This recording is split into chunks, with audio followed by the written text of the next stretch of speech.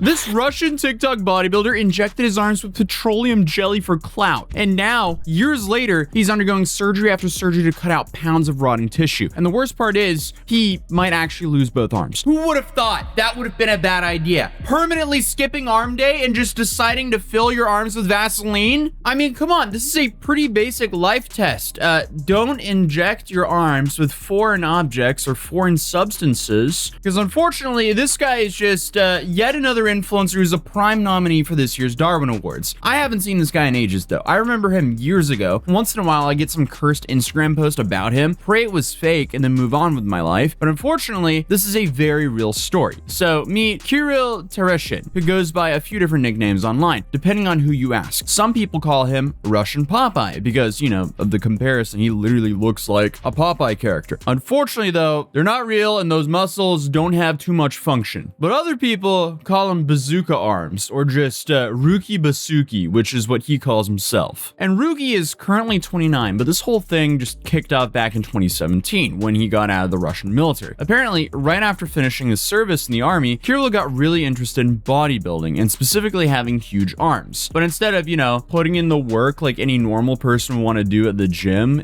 he found out about something called synthol. Now, synthol, I haven't heard about it until I started researching this video, but it's a site enhancement oil that some bodybuilders use to inflate specific muscles and make them look a little bit bigger than what they actually are. The key thing to understand here, though, is that it doesn't make you stronger at all. All it does is make your muscles swell up because you're literally injecting something beneath the muscle, so it makes it stick up a little bit. It's like the guitar trick where like you rest your bicep on your guitar for a photo, so it makes your bicep a little bigger. I'm wearing a baggy shirt though, but like, you know, the push. How can I illustrate this? It's the bicep trick, right? See, I have non-existing biceps. But if you rest it on a guitar, wait, there's no difference. I don't have any bicep to raise. In theory, you could flatten it. And if you did have a bicep, it would push forward a little bit because it would be flattened. But you see, I don't have too much of a bicep, so we're cooked. Maybe I need to hop on this oil. Again, psych, don't ever do that. Please don't ever do that. That is like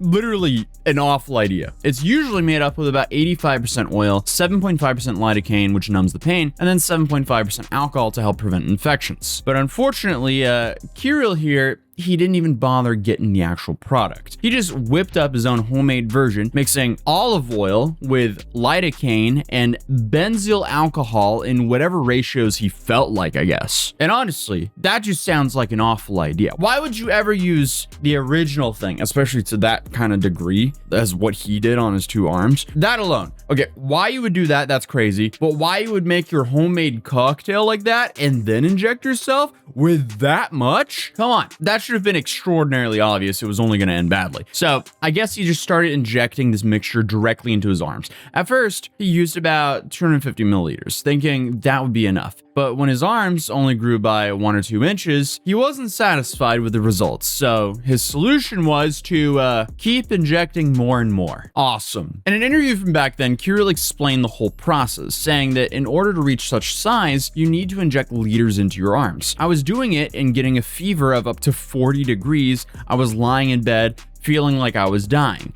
And then it all turned out fine. Okay, so this is 40 degrees Celsius, by the way, because if it was Fahrenheit, that would not be a fever. We're talking 104 fever, dude. And you didn't take that as a sign to stop? Buddy. Okay. I mean, I only had 104 degree Fahrenheit after injecting my arms with some like homemade cocktail fluid I made. Like, oh yeah, I'm fine, obviously. But within about 10 days of starting the procedure, Kirill managed to blow his biceps from a normal size to around 23 inches in diameter. Brother, what are you doing? Like, come on. So just to put that in perspective, just from a quick Google search, most professional bodybuilders who actually train for years have biceps in the 20 to 24 inch range. This dude got to that in like 2 weeks with a syringe and some homemade goop. I don't know about you guys, but I am goop adverse. So I don't know why anyone would want to inject goop into their arms like this, but hey, whatever floats his boat, I guess. Unfortunately for him though, he wasn't done, since he said he wouldn't stop injecting until he hit 27 inches because that was his goal. And as his arms just got more and more cartoonishly large, people started noticing him. So he began posting content showing off his massive biceps on Instagram and other platforms, and the attention started rolling in. And the whole thing was bizarre enough for Russian media to pick up on it. People started sharing his posts, and then you start getting like the posts that I guess I saw a couple of years ago of like, this Russian man has these crazy large fake biceps. And you're like, that's crazy. Swipe. I don't know. I never went and did any more research on him. It was just kind of like, damn, that's crazy. And then you move on in your life. And that's what most people's reaction to this kind of stuff is, which is why this is not the attention you want in life, especially when it comes with this much risk. And I guess Kirill was pretty open about what his goals were from the beginning. He straight up said in an interview that he wanted to hit over 1 million followers on Instagram and then stop working entirely. Yeah, it definitely doesn't work like that, unfortunately. You can't just hit 1 million followers on Instagram and you're like, yeah, I'm gonna retire, because you would be shocked at how little money someone with 1 million followers on Instagram can actually make. It's all about your product, and he doesn't have a product. Unless he's gonna start selling his homemade goop. Imagine Kirill's little cocktail whipped up in his garage. Here in my garage, I have this homemade goop. You too can inject it into your biceps. Like, that is just, that's horrible. No. Also, finances aside, it just sounds incredibly boring to me to be 29 years old and be like, yeah, I'm just gonna retire. Like, what are you gonna do with the rest of your life? I don't know. But unfortunately, while Kirill was enjoying the attention and growing his following, medical professionals in Russia were growing really concerned about this, because a professor by the name of Evgeny Lilin, they were pretty straight up and just said, hey, amputation might not happen immediately, but it's very likely if he keeps this up, because this isn't good. He explained that abscesses would eventually develop, followed by inflammation, and that Kirill would be in serious risk of having a stroke. However, even if Kirill completely stopped injecting himself right then and then, all the stuff that he'd already put into his arms, it wouldn't just like magically disappear. That'll all stay in his muscle tissue for 5 to 7 years, apparently. That's what I found. I don't really see how all of that just goes away. I feel like that's kind of there forever, but hey, I'm no medical professional. So I guess the damage was already done and would continue causing problems for years, regardless of what he did next. And another doctor described the inside of Kirill's arms as having pathologically changed tissues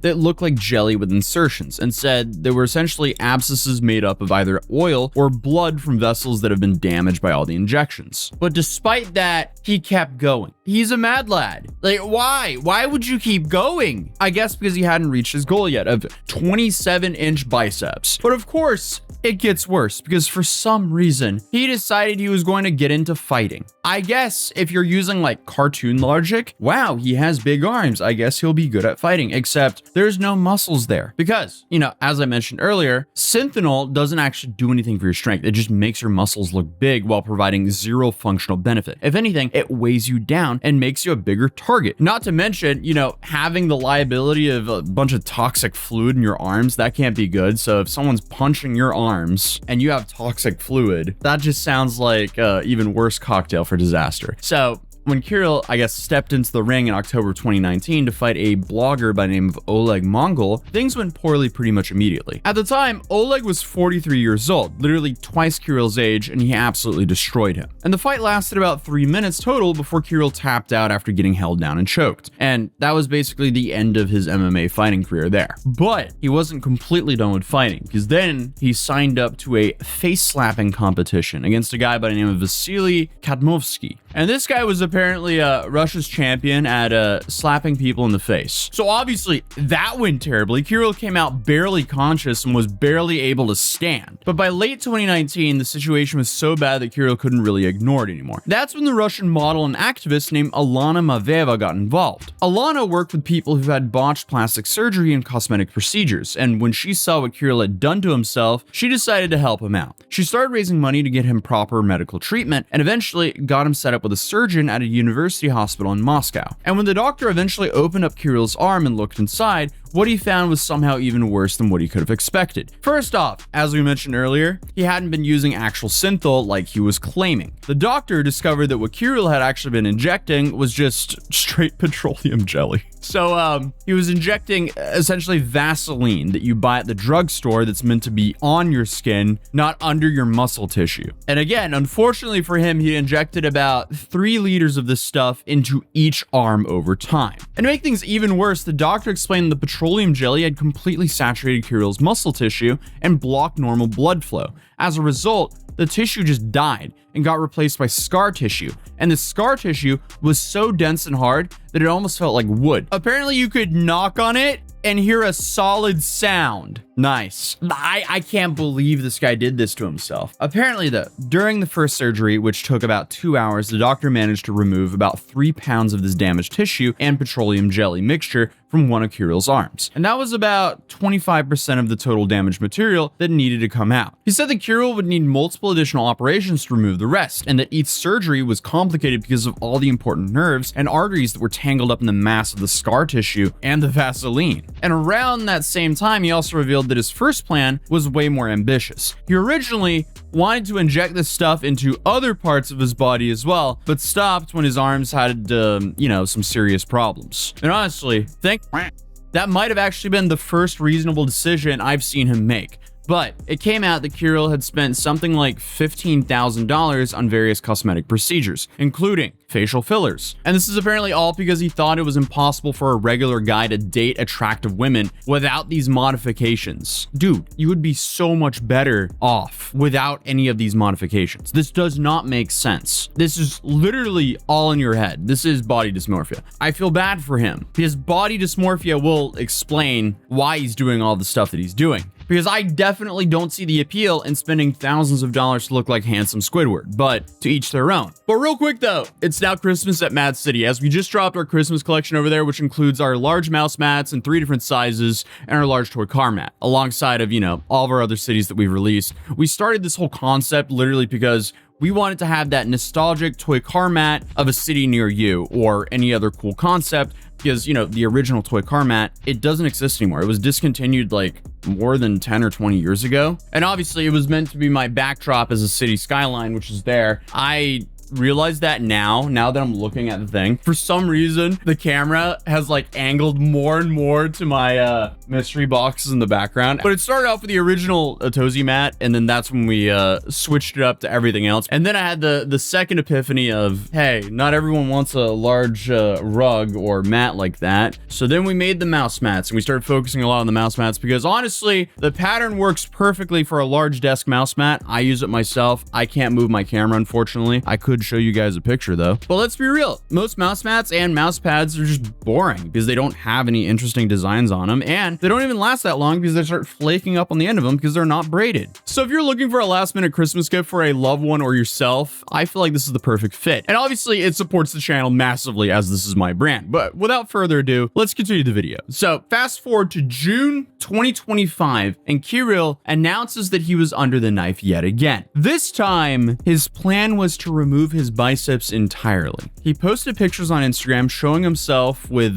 bandages around his left arm. And over the next few days, he shared more photos and videos showing the results. And it's safe to say the before and after pictures of him made it pretty clear of just how much damage he accumulated over the years, because his arms are very visibly deformed. And the videos showed his range of motion has been extremely limited. But then in November of 2025, things apparently got worse again. Reports started coming out of Russia claiming that Kirill was now facing the possibility of losing both arms due to a severe infection. According to these reports, one of his biceps had actually bursted open, leaving a hole with rotting tissue visible inside. And the claims were that he needed multiple skin graft surgeries to save his arms, but the infections had to clear up before the doctors could even perform those operations. And they suggested that time was running out and that the procedures would require a whole team of specialists, vascular, plastic, and reconstructive surgeons all working together. So apparently, after years of injecting Vaseline, that caused his tissue to develop fibrosis, and then necrosis as his body, as you would expect, rejected the foreign material. And I guess even though he had surgery back in 2019, the infection was supposedly so severe now that the wounds wouldn't heal on their own. However, Kirill himself came out and denied these reports. He posted a video on YouTube saying this. Привет всем снова. И сейчас снова хочу сделать обращение и уберечь людей от недостоверных новостей в плане меня. Сейчас снова пошла вторая волна и начали выкладывать со мной новость, что типа у меня анализы хреновые, не подходят для операции и ему ампутируют руки. Ребят, не верьте новостям, пабликам, вообще кому-либо,